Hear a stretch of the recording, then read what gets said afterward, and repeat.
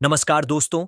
आज पूरा हिंदुस्तान एक ही नाम से गूंज रहा है, परमानंद जी महाराज। हर जगह, हर सोशल मीडिया प्लेटफॉर्म पर बस यही चर्चा। आखिर कौन है परमानंद जी महाराज? क्या वे कोई साधारण संत हैं या सच में कोई दिव्य शक्ति लेकर इस धरती पर आए हैं? दोस्तों, परमानंद जी महाराज के प्रवचन आज लाखों लोगों के दिलों को छू रहे हैं। उनकी वाणी में एक अलग ही आकर्षण है। जब वे बोलते हैं तो ऐसा लगता है जैसे दिल के भीतर तक कोई रोशनी उतर रही हो। उनके शब्दों में शांति है, प्रेम है और एक गहराई है जो सीधे आत्मा को छू जाती है। बहुत से लोग कहते हैं कि महाराज जी केवल एक धर्म के नहीं हैं, बल्कि पूरी मानवता के लिए हैं।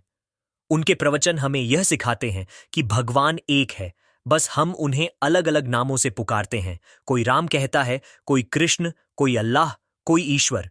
उनका संदेश यही है कि जब तक दिल में प्रेम है, तब तक ईश्वर हमारे भीतर है। यह सुनकर आपको हैरानी होगी कि उनके अनुयायियों में सिर्फ हिंदू ही नहीं, बल्कि दूसरे धर्मों के लोग भी शामिल हैं। कई मुस्लिम भाई बहन भी उनके प्रवचन सुनते हैं, क्योंकि वे कहते हैं कि महाराज जी की बातें धर्म से नहीं, इंसानियत से जुड़ी हैं। उनका संदेश सीमाओं से परे है।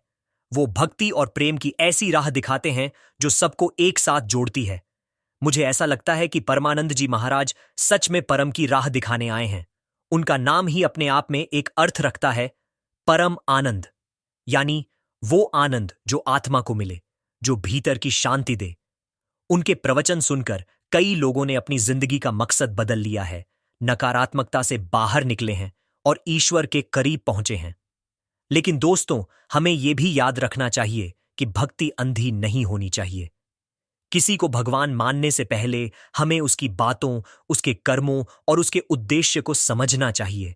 और अगर कोई व्यक्ति हमें प्रेम, शांति और सत्य की राह दिखा रहा है, तो शायद वही असली संत है। परमानंद जी महाराज का यही संदेश है। धर्म का असली अर्थ पूजा नहीं, बल्कि सेवा है। भगवान तक पहुंचने का रास्ता मंदिर से नहीं, बल्कि मन से होकर जाता है।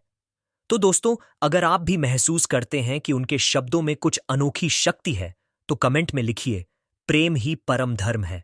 और इस वीडियो को जरूर शेयर कीजिए, ताकि और लोग भी इस शांति के संदेश को सुन सकें। जय श्री कृष्णा, जय परमानंद जी महाराज,